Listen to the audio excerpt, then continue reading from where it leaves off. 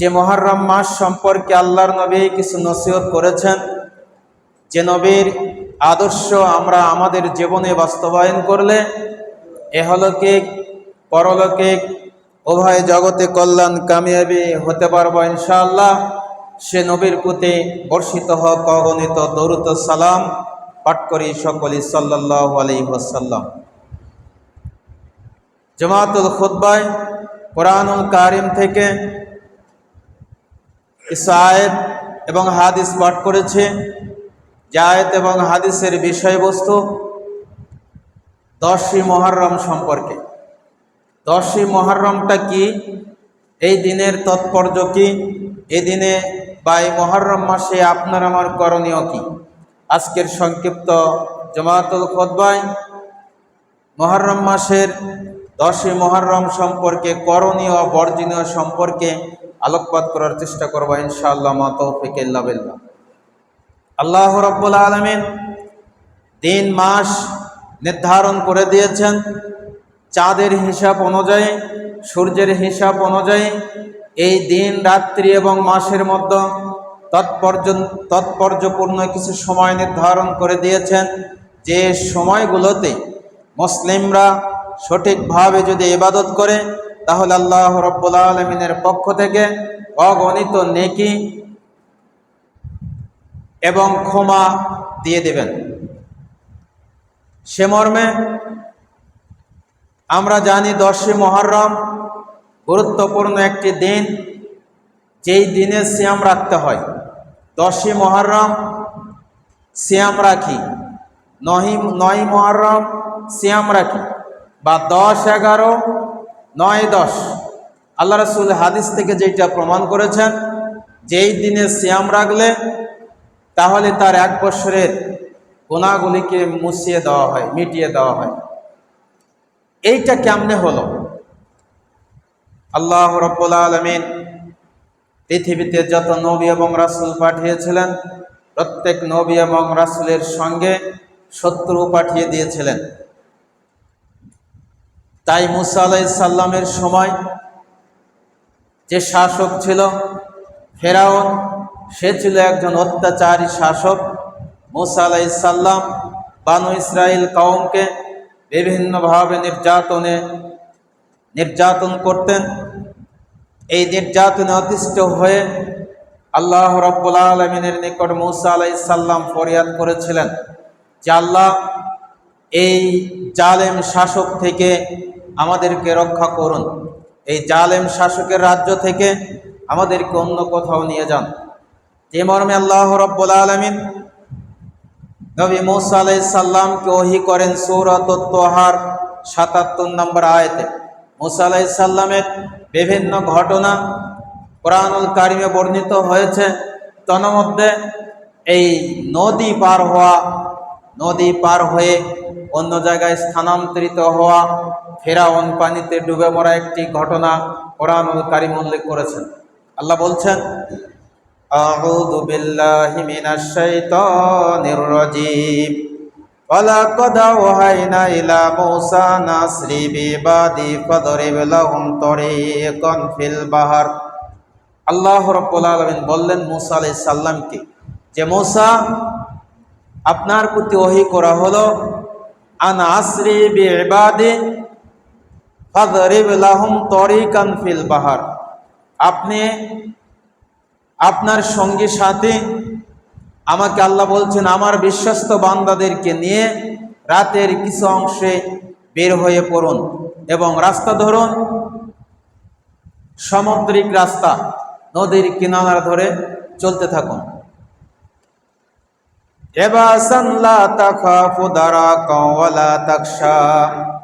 এবং এই চলমান গতিতে আপনি কোনো ভয় রাখবেন না যে আমাকে পেছন থেকে ফেরাউনের সৈন্যবাহিনী ধরে ফেলবে, এরকম কোনো ভয় ভীতি যেন আপনার ভেতরে না থাকে। এই ওহীটা আল্লাহ রাব্বুল আলামিন করলেন। পরের আয়াতে বলছেন,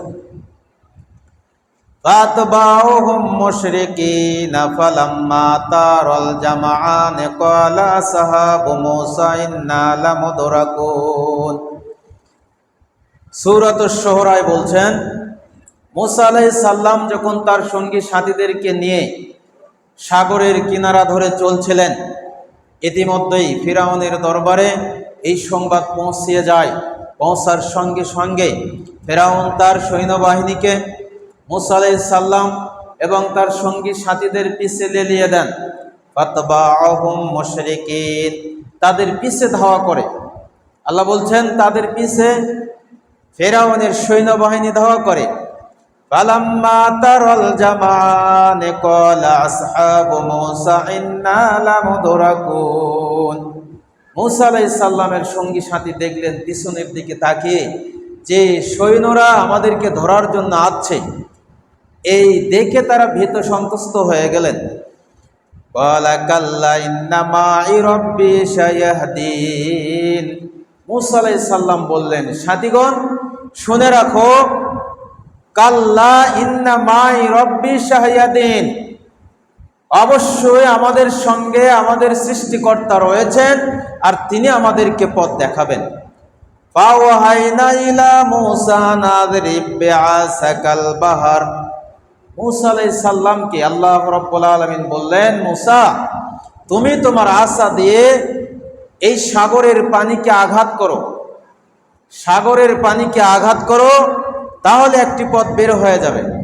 মূসা আলাইহিস সালাম শুনলেন আল্লাহ রাব্বুল আলামিনের ওহী শোনার সঙ্গে সঙ্গে তার হাতে যে আসা ছিলেন, লাঠি ছিলেন, সেই লাঠিটা সাগরের পানিতে প্রহার করলেন।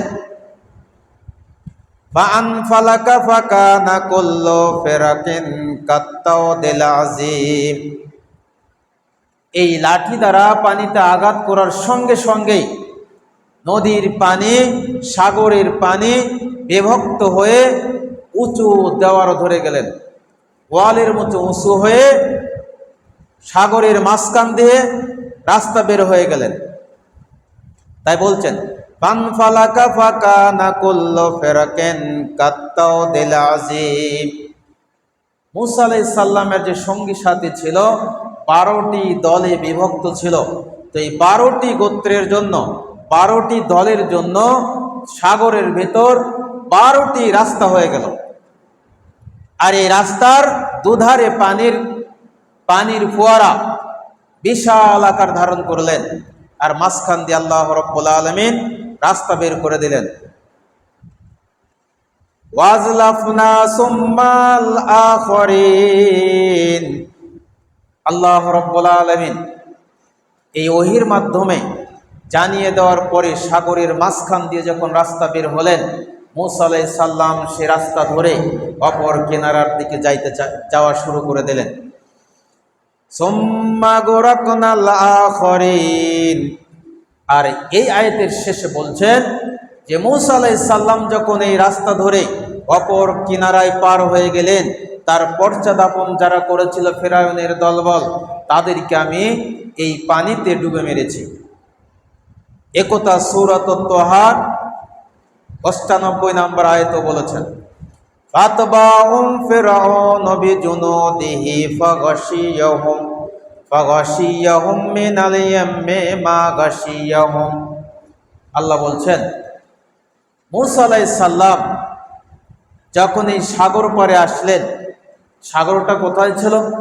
অনেকে বলেছেন ভূমধ্য সাগর, আবার অনেক তাফসীরকারক বলেছেন নীল নদের একটি বড় হ্রদ ছিল, যে নীল নদের এখানে এসে মূসা আলাইহিস সালাম আটকে গেলেন, যে সামনে পানি, পেছনে হলো ফিরাউনের সৈন্যবাহিনী, আমি এখন কি করব? আল্লাহ বললেন মূসা চিন্তা করো না, তুমি তোমার হাতের এই লাঠি দ্বারা পানিকে আঘাত করো। আঘাত করার সঙ্গে সঙ্গে এই পানি ফিরে 12টি রাস্তা হয়ে গেল। মূসা আলাইহিস সালাম যখন এই রাস্তা ধরে অপর কিনারার দিকে চলে যাচ্ছিলেন, এ সময় ফিরাউনের দলবল মূসা আলাইহিস সালামের পিছু ধরলেন। পিছু ধরে তারাও এই নদীর রাস্তার ভিতরে যখন ঢুকে গেলেন, ফাতবাউহুম ফিরাউন বিজুনুদিহি। ফিরাউনের সৈন্যবাহিনী যখন এই রাস্তা ধরে নদীর মাঝখানের দিকে চলে গেলেন, ফাগাশিয়াহুম মিনাল ইয়াম্মি মা গাশিয়াহুম। আল্লাহ বলছেন আমি আবার পূর্ণের ন্যায় হুকুম করলাম, পানি তুমি যেভাবে সচল ছিলে এভাবে সচল হয়ে যাও। নদী পূর্ণাঙ্গ রূপে তার ধারাবাহিকতা বজায় রাখলেন, আর সঙ্গে সঙ্গে ফেরাউনের দলবল সহ এই নীল নদে এখানে তারা ডুবে মারা গেল। মূসা আলাইহিস সালাম এখান থেকে উঠে গেলেন। তাই পরের আয়াতে এরকম কিছু ঘটনা বলা হয়েছে। আল্লাহ বলছেন, ওয়াজাওয়াজনা বিবানি ইসরাঈলাল বাহরা ফাতবাহুম ফিরআউন ওয়া জুনুদুহু বাগিয়াও ওয়া আদওয়ান। ঘটনা, মূসা আলাইহিস সালাম যখন রাতের অন্ধকারে বের হয়েছিলেন, ফেরাউনের সৈন্যবাহিনী শোনার পরে তারা অহংকার বশত মূসা আলাইহিস সালামের পিছু নিয়েছিলেন। পিছু আস্তে আস্তে যখন এই নদীর কিনারায় চলে আসে, দেখলেন মূসা আলাইহিস সালাম তার স্বগোত্রের মানুষদেরকে নিয়ে নদীর মাঝখান দিয়ে পার হয়ে যাচ্ছিলেন। এইটা দেখে ফাতবাহুম ফেরাউন তার সৈন্যবাহিনীকে হুকুম করলেন, তোমরাও মূসা আলাইহিস সালামকে ধরার জন্য পথ ধরো। তারাও তার পিছু নিলেন। বাগিয়া ওয়া আদওয়ান, অহংকার বশত তারা এই রাস্তায় ঢুকে পড়লেন। হাত্তা ইযা আদরাকাহুল গরাকু ক্বালা আমানতু আন্নাহু। ফেরাউন যখন নিজে স্বয়ং যখন এই নদীর রাস্তায় নেমে পড়লেন, হাত্তা ইযা আদরাকাহুল গরাক, অতঃপর আল্লাহ যখন হুকুম করলেন যে নদী তোমার পূর্ণাঙ্গ রূপ গ্রহণ করে আবার সচল হয়ে যাও, নদী সচল হয়ে গেলেন। ফেরাউন যখন ডুবতেছিলেন এই পানির মধ্যে, ডুবে যখন পানি খাচ্ছিলেন, এ সময় ফেরাউন বলছে, ক্বালা আমানতু আন্নাহু লা ইলাহা ইল্লাল্লাযী আমানাত বিহি বানু ইসরাঈল। যে আমি এখন ঈমান আনলাম ওই আল্লাহর প্রতি, যে আল্লাহ ছাড়া আর কোনো মাবুদ নাই, যে আল্লাহর প্রতি ঈমান এনেছে বানু ইসরাঈল। ফেরাউন বলছে, আমি ঈমান আনলাম ওই আল্লাহর প্রতি, লা ইলাহা ওই আল্লাহর প্রতি, ইল্লাল্লাযী আমানাত বিহি বানু ইসরাঈল, যে আল্লাহর প্রতি বানু ইসরাঈলরা ঈমান এনেছে, মূসা আলাইহিস সালাম ঈমান এনেছে, আমি ওই আল্লাহর প্রতি ঈমান আনলাম।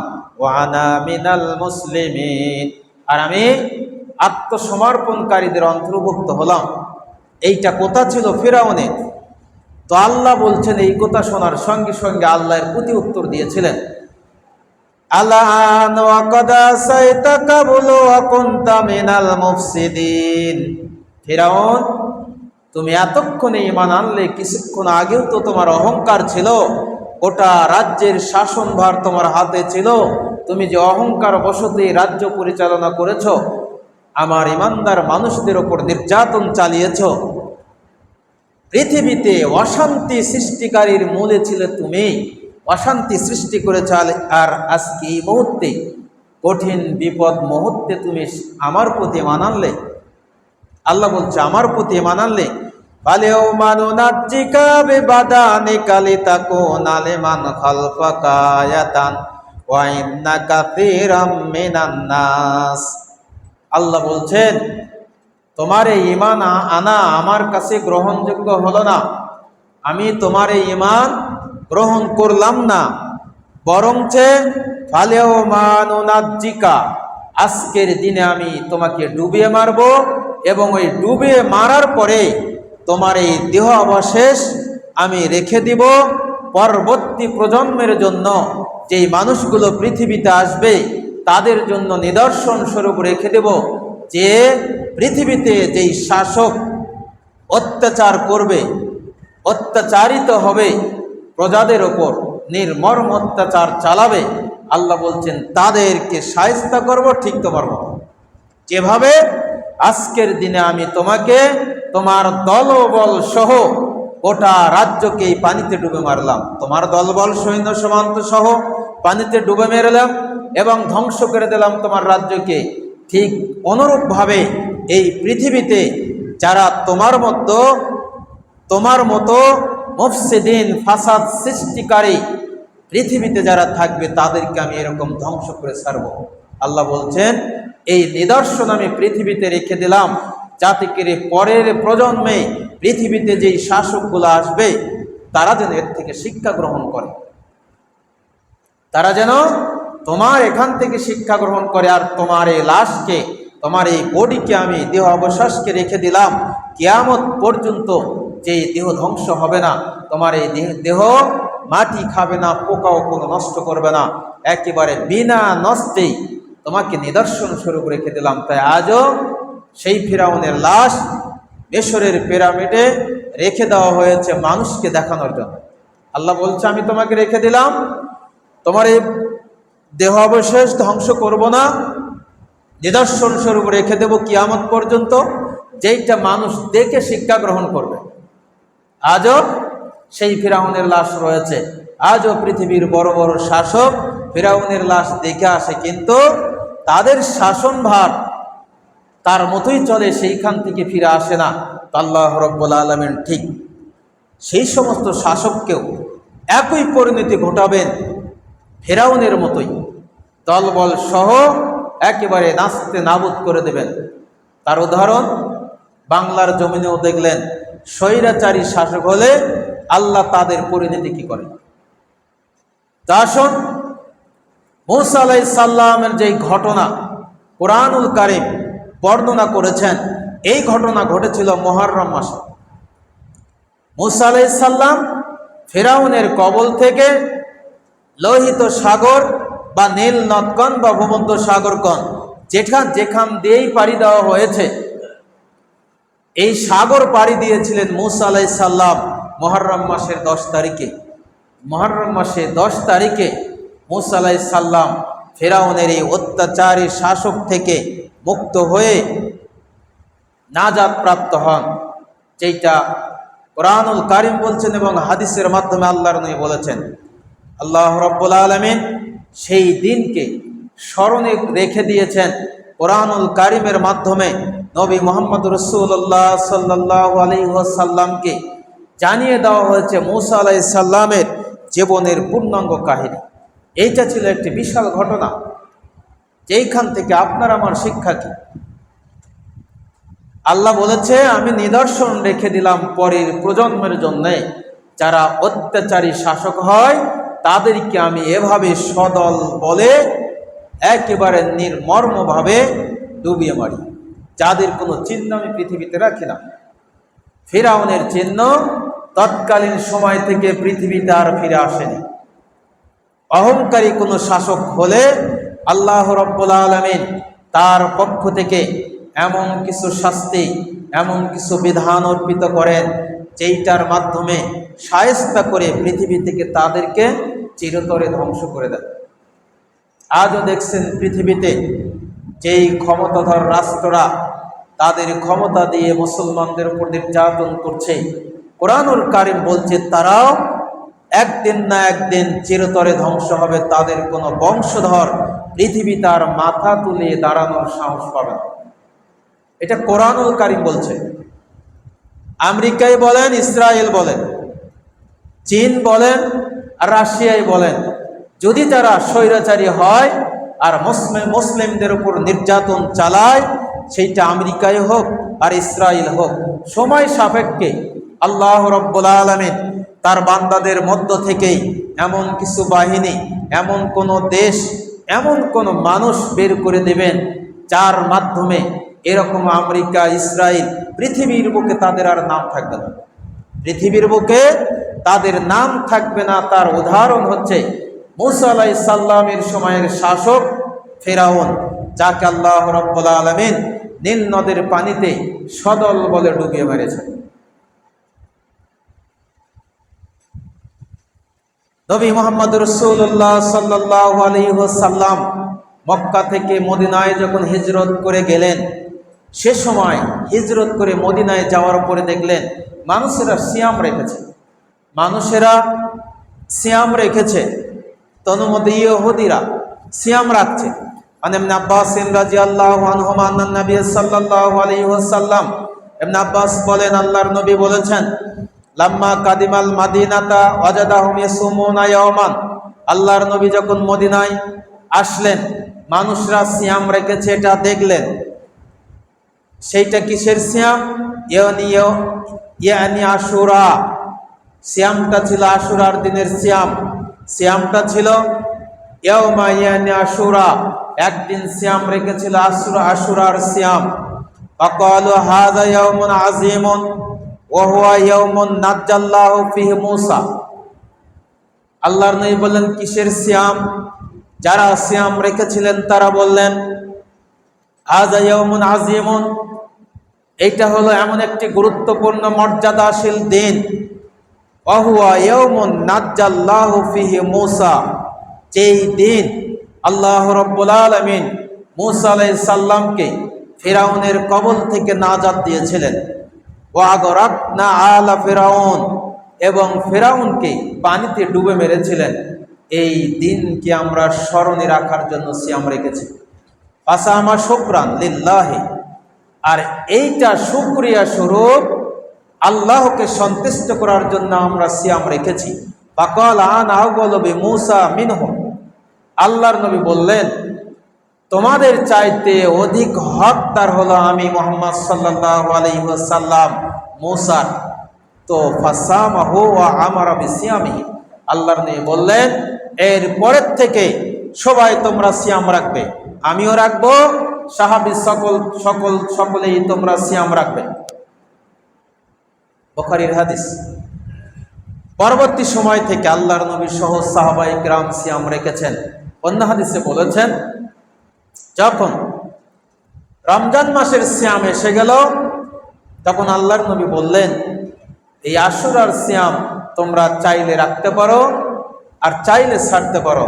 যে ব্যক্তি রাখবে, সুমুল আশুরা তিসাল আশারা ফাইন্নাহু ইউকাফিরু যুনুবাস সানাত, তোমাদের মধ্য থেকে যদি কোনো ব্যক্তি আশুরার দিন সিয়াম রাখে, 10 তারিখ 11 তারিখ অথবা 9 তারিখ 10 তারিখ দুইটা সিয়াম রাখে, তাহলে তার জন্য 1 বৎসরের অগ্রিম গুনাহগুলিকে মুছিয়ে দেওয়া হবে। সুবহানাল্লাহ। 1 বৎসরের গুনাহকে ক্ষমা করে দেওয়া হবে। তোমাদের মধ্য থেকে আশুরার সিয়াম যদি কেউ রাখতে চায়, সে যদি রাখে, তাহলে আল্লাহর নবী বললেন তার 1 বৎসরের গুনাহগুলিকে মাফ করে দেওয়া হবে। সাহাবায়ে কিরাম জিজ্ঞাসা করলেন, আল্লাহ রাসূল, ইহুদিরা একদিন সিয়াম রাখি, তো আমরা হলাম মুসলিম। তো আল্লাহর নবী বললেন, তাহলে 2 দিন সিয়াম রাখবে, 10 তারিখ 11 তারিখ অথবা 9 তারিখ 10 তারিখ, একদিন আগে 9 তারিখে আর 10 তারিখে, অথবা 10 তারিখ 11 তারিখ 2 দিন সিয়াম রাখবে। 2 দিন সিয়াম রাখলে আল্লাহর নবী বললেন তার 1 বৎসরের গুনাহগুলিকে মুছিয়ে দেওয়া হবে। বুখারীর হাদিস। তো আল্লাহর নবী এই হাদিস প্রমাণ করে 10ই মুহররমের যেটা করণীয়, সেইটা হচ্ছে মূসা আলাইহিস সালাম ফিরাউন থেকে নাজাত প্রাপ্ত হয়েছিলেন, সেই শুকরিয়া স্বরূপ সিয়াম রাখতে হয়। শুকরিয়া স্বরূপ সিয়াম রাখতে হয়। এইটা হচ্ছে আল্লাহর নবী থেকে প্রাপ্ত আমল, মুহররমের আমল আল্লাহর নবী থেকে প্রাপ্ত। 10ই মুহররমকে সামনে রেখে আল্লাহ রাব্বুল আলামিনকে খুশি করার জন্য 2 দিন সিয়াম রাখতে হবে। সেইটা কেন? মূসা আলাইহিস সালাম নাজাত প্রাপ্ত হয়েছিলেন, নাজাত পেয়েছিলেন ফিরাউনের কবল থেকে, সেই জন্য শুকরিয়া স্বরূপ এই সিয়ামটা রাখার আল্লাহর নবী আদেশ দিলেন। তোমরা রাখতেও পারো, ছাড়তেও পারো। রাখলে সুবিধা হলো 1 বৎসরের গুনাহ মাফ। চলে আসুন 10ই মুহররম কারবালার ঘটনা রয়েছে। এই কারবালা সংক্রান্ত অনেক কাহিনী বিশ্বাস সিন্ধু, যেই বিশ্বাস সিন্ধুতে কাল্পনিক অনেক কথা সংযুক্ত করে, কথার ভাষার মাধুর্যতা দিয়ে সৌন্দর্য মণ্ডিত করে, পরিপাটি করে সুন্দরভাবে সাজানো হয়েছে অনেক মিথ্যা কথা, যেটা আমরা হয়তো ইতিহাস ওইটা নেই, তারপরও সেইটা ভাষার সৌন্দর্যের জন্য সেট করেছেন। আসলে কারবালার প্রান্ত কি ঘটেছিল? 60 হিজরিতে কুফা থেকে সংবাদ পাঠানো হলো হোসাইনের নিকট, পত্র পাঠানো হলো, কুফাবাসী এজিদের হাতে বায়াত করবে না। কুফাবাসীর লোকেরা এজিদের হাতে বায়াত করবে না, কারণ তার পিতার প্রতি কুফাবাসী অসন্তুষ্ট ছিল। এই কারণে এজিদের হাতে কুফাবাসীর লোকেরা বায়াত করবে না। হোসাইনের নিকট পত্র পাঠানো হলো, আপনি চলে আসুন, আপনার হাতে বায়াত করা হবে। এই পত্রটা পাওয়ার পরে হুসাইন রাদিয়াল্লাহু আনহু তার চাচাতো ভাই মুসলিম বিন আকিলকে পাঠালেন যে আসলে উপবাসী থেকে তুমি একটু সংবাদ নিয়ে এসো, ঘটনাটা কি। মুসলিম ইনি যখন আসলেন, আসিয়ে দেখলেন আসলে কুফাবাসী যেই পত্রতে যেই কথাগুলি লিখেছে, এখান থেকে সংবাদ গ্রহণ করার পরে পত্রের কথার সঙ্গে কোনো মিল নেই। এদিকে হুসাইন রাদিয়াল্লাহু আনহু তার পরিবারের সদস্যদেরকে, সঙ্গী সাথীদেরকে নিয়ে কুফার পথ ধরে মদিনা থেকে রওনা দিচ্ছিলেন। রওনা দেবেন, বিশিষ্ট সাহাবা ইকরামরা যারা ছিলেন তারা তাকে নিষেধ করলেন যে আপনি কোনো সময় কুফার দিকে অগ্রসর হবেন না। কুফার দিকে যদি অগ্রসর হন তাহলে বিপদ চলে আসবে, তারা আপনাকে হত্যা করবে, আপনার পিতাকে হত্যা করেছে, আপনাকেও তারা হত্যা করতে দ্বিধাবোধ করবে না। তারপরেও অনেক সাহাবীদের কথা অমান্য করে হুসাইন রাদিয়াল্লাহু আনহু কুফার দিকে অগ্রসর হচ্ছিলেন। পথে মধ্যে বাধাপ্রাপ্ত হয়ে ইয়াজিদের সৈন্যবাহিনী দ্বারা তাকে আটকে রাখা হয়। তখন তিনি তাদের নিকট আবেদন করেন যে আমাকে এখান থেকে হয় মদিনাতে ফিরে যাওয়ার পথ দেখানো হোক, ফিরে যাওয়ার অনুমতি দেওয়া হোক, অথবা ইয়াজিদের সম্মুখীন করা হোক, বা সিরিয়ার দিকে যাওয়ার আমার রাস্তা ধরিয়ে দেওয়া হোক। তখন ইয়াজিদের সৈন্যবাহিনীরা যারা ছিলেন তারা একটু জিদবশত আমর বিন সাদ, শিমার বিন জুলহাজ এনারা ছিলেন, তারা তার কোনো কথাই শোনেনি। বরঞ্চ হুসাইনকে এমন একটি জায়গায় আটকে রাখা হলো, যেইটা হলো কারবালা প্রান্তর, যেইখানে আটকিয়ে হুসাইন রাদিয়াল্লাহু আনহুর পরিবারের অনেক সদস্যকে নির্মমভাবে শহীদ করে দেওয়া হয়। অনেক অনুরোধ করেছিলেন যে আমাকে এখান থেকে ফিরে যাওয়ার অনুমতি দেওয়া হোক, অথবা ইয়াজিদের সামনে আমাকে নিয়ে যাওয়া হোক। তারা ইয়াজিদের সামনেও নিয়ে যায়নি, কুফাতেও নিয়ে যায়নি, সিরিয়ার দিকে যাইতে চাইছে, সেখানে যাওয়ার অনুমতি দেওয়া হয়নি। মদিনার দিকে ফিরে যাইতে চেয়েছিলেন, মদিনাতেও ফিরিয়ে যাওয়ার অনুমতি তাকে দেওয়া হয়নি। বরঞ্চ এই কুফাবাসী ইয়াজিদের সৈন্যবাহিনী চক্রান্ত করে হুসাইনকে তার পরিবার সহ সপরিবারে নির্মমভাবে এখানে শহীদ করে দেন। এখন কে মারবে? হুসাইন আল্লাহর নবীর নাতিকে কে মারবে? অনেকে চাচ্ছিলেন আমার দ্বারা তার এই রক্তের অঞ্চিত না হোক, তাই শিমার বিন জুলহাস শাওয়ান, এই শিমার তার খঞ্জর দ্বারা হুসাইনকে শহীদ করে দেন। বারাকাল্লাহু ফিকুম।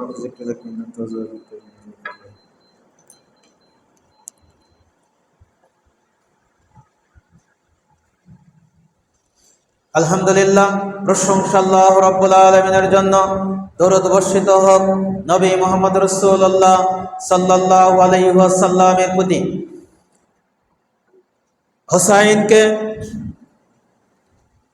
যখন শহীদ করা হলো, শহীদ করার পরে তার দেহ থেকে মস্তককে আলাদা করা হলো। মস্তক আলাদা করে সেইটা আবারও একেবারে দামেস্কে নিয়ে যাওয়া হয়। দামেস্কে নিয়ে গিয়ে মস্তক একটি স্তরে একটি থালাতে রাখা হয়েছিল। বিশাল কাহিনী। থালাতে রাখার পর দেহ এখানে থাকে, মাথা ওইখানে, পরিশেষে পরে দেহ কোথায়, মাথা কোথায়, এ মর্মে আর কোনো বর্ণনা পাওয়া যায়নি। তারপরেও যারা ছিল হয়তো সেখানে রয়েছে। তো ঘটনাক্রমে সীমার সরাসরি হুসাইনকে হত্যা করে ফেলে, শহীদ করে ফেলেন। এই মর্মে ঘটনাটা ছিল 10ই মুহররম। এই ঘটনাটাও ছিল 10ই মুহররম। অনেক অংশে মনে করে থাকে এই ঘটনাকে কেন্দ্র করেই মুহররম মাসে 10ই মুহররম উদযাপিত হয়। কিন্তু এদিকে আল্লাহর নবী 10ই মুহররম উদযাপন করলেন। মূসা আলাইহিস সালাম নাজাত পেয়েছিলেন, সেই নাজাতকে ওসিলা করে সিয়াম রেখেছেন। আর পরের প্রজন্ম এসে 10ই মুহররম পালন করছে, সরকারিভাবে পালন করছে। কারবালা প্রান্তর হুসাইনকে শহীদ করা হয়েছিল, এই শহীদকে ঘিরে 10ই মুহররম পালন হয়। দেখেন শরীয়তের ভাষ্য কোথায়, আর আপনার আমার মতো মানুষ এনেছি কোথায়। আল্লাহর নবী বলেছেন, আন আব্দুল্লাহ ইবনে মাসউদ রাদিয়াল্লাহু আনহু আন্না নবী সাল্লাল্লাহু আলাইহি ওয়াসাল্লাম লাইসা মিন্না মান লাতামাল খুদুদা অসাক্কাল জুয়ুবা, লাইসা মিন্না লাতামাল খুদুদা অসাক্কাল জুয়ুবা ও দাআবি দাওয়াতিল জাহিলিয়া। এই হাদিস থেকে যেটা প্রমাণ করে যে আব্দুল্লাহ ইবনে মাসউদ রাদিয়াল্লাহু আনহু বলছেন, আল্লাহর নবী বলেছেন, কারো মৃত্যুতে যদি কেউ চাপড়ায় গালে যদি আঘাত করে এবং বুকের জামাকে ছিন্ন ভিন্ন করে ফেলে, কারো মৃত্যুর শোকে যদি নিজের গালে যদি আঘাত করে, মাথার চুল ছেড়ে নিজের জামা পরিধেয় জামা যদি ছিঁড়ে ফেলে এবং জাহিলি যুগের ন্যায় যদি কন্দন করে, তাহলে সে হলো জাহিলি যুগের মতো মানুষ, সে হলো জাহিলি যুগের মতো মানুষ।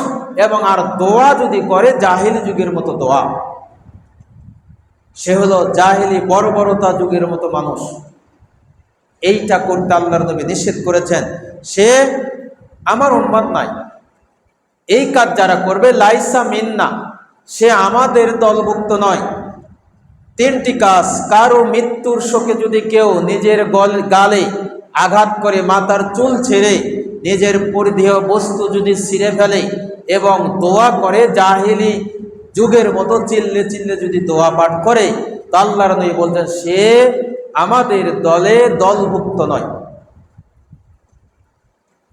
এ হাদিস থেকে এই 10ই মুহররম যেই প্রথা চালু রয়েছে, এইটা এই হাদিস থেকে প্রমাণ করে যদি কেউ এই 10ই মুহররম এই হোসাইনের শহীদকে স্মরণে রেখে এরকম খঞ্জর দিয়ে পিঠে আঘাত, হাতে আঘাত করে, আল্লাহর নবী বলছে ও আমার উম্মত নয়, ও আমার উম্মত নয়।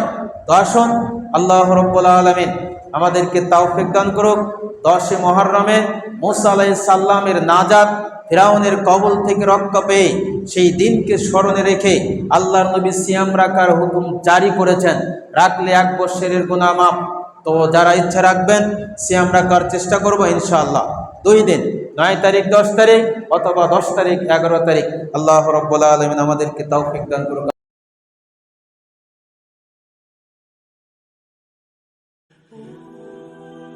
সত্যের সাথে চলি, হকের কথা বলি। হক এন্টারটেইনমেন্ট আর্ট।